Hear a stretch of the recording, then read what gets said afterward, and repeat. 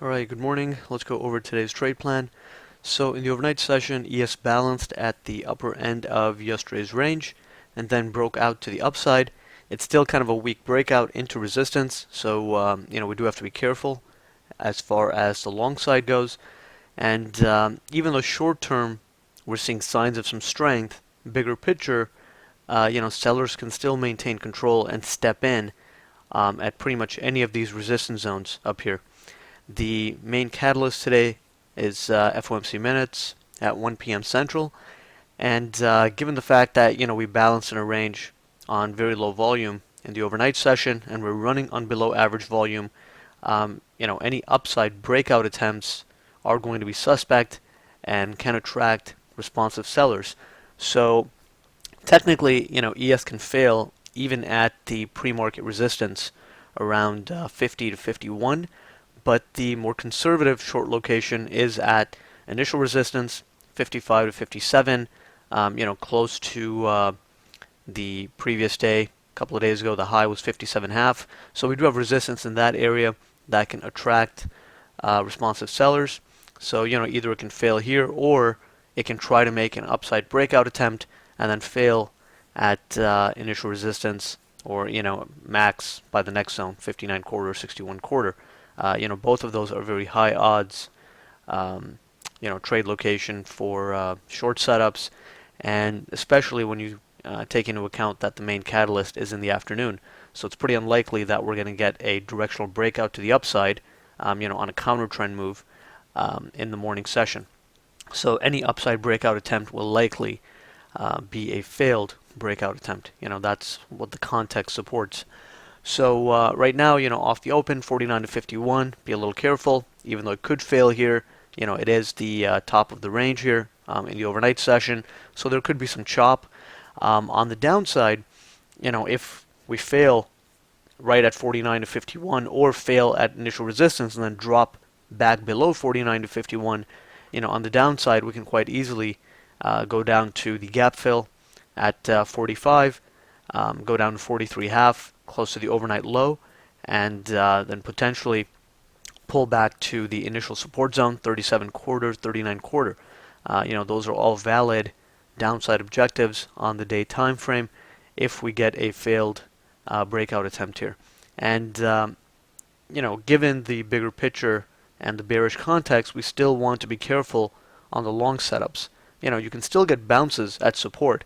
It's just that the magnitude of those bounces might not be quite what it was yesterday. Yesterday was a different picture. We were quite overextended.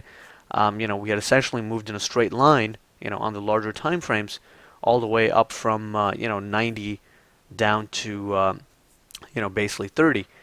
So at that point, the market was exhausted and near the bottom of the balance area. So you can expect a bigger bounce. At this point, the bounce has happened or is in the process of happening right now.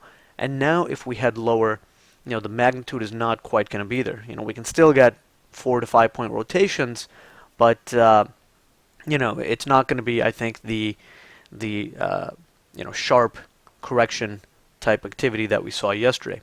If we're holding below 49 to 51.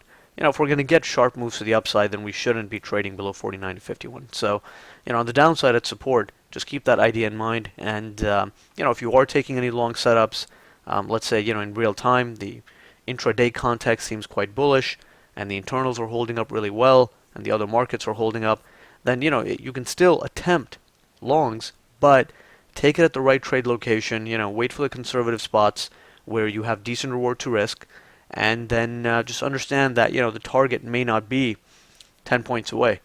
It might have to be a 5-point target, which, can still give you 2 to 1 if you're using a 2 or 2.5 point stop.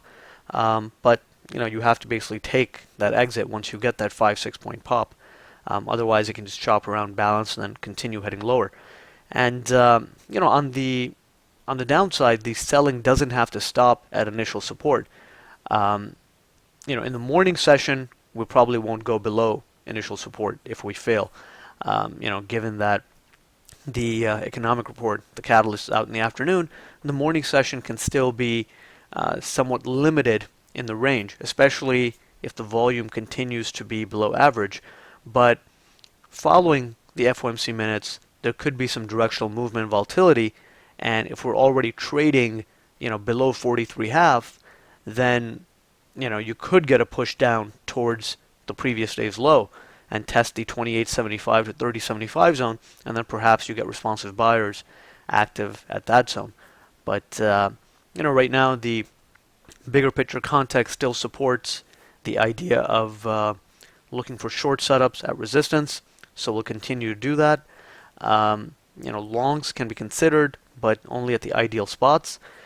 And keep in mind that, part of being selective and being in alignment with the bigger picture means that you are going to miss, some upside movement, right? That's a given. But as long as you're capturing, good profits in direction of trend, on the short side, that's okay, right? Part of being selective means that you are going to miss out on some of the moves, and that should be fully accepted. You shouldn't feel like you missed the move. If it's not part of your plan, then it's not really a missed trade. So just keep that in mind too. Don't feel like you're being left out if you're not capturing the swings on the long side. Right now, bigger picture, we're still seeing potential for a breakdown and for a retest of some of those lower prices. Typically, when you've had an extended move to the downside, the market does not put in a V reversal. Usually it will balance out a bit, retest the lows, kind of, stop out the weak hands on the larger time frames, and then put in some sort of reversal. So right now, we're still seeing this as a counter trend bounce within, a downtrend. If you really zoom out, we're still in a big balance area, but short term, we've had a very sharp down move, and now this is the first decent bounce following that, and usually that attracts sellers, and we get at least one more kind of reattempt towards the lows, and then that becomes the inflection point. So bigger picture, that's the type of pattern we're looking at, and that's why we'll look for short setups at resistance, and then look to cover on movements back down into support. Potential for longs, but got to be careful on the long side. So those are the main ideas heading into the day. Let's see how the market reacts to this 49 to 51 pre-market resistance. Be a bit careful here, but any extensions up, we will look to actively short the market. And the only time we will be cautious on the short side is if we're seeing just up moves on heavier volume and the internals are rising, and it's looking more like a trending type move. That's unexpected given the context of FOMC minutes, but it's just something to keep in mind. If you are watching NQ, then on the upside we do have resistance in NQ around the 68 to 72 area, and then after that 35.95 is a decent HVN in Nasdaq. On the Russell, we have resistance up near the 50 to 52 area, followed by 55 to 56. So we'll just keep those areas in mind as well.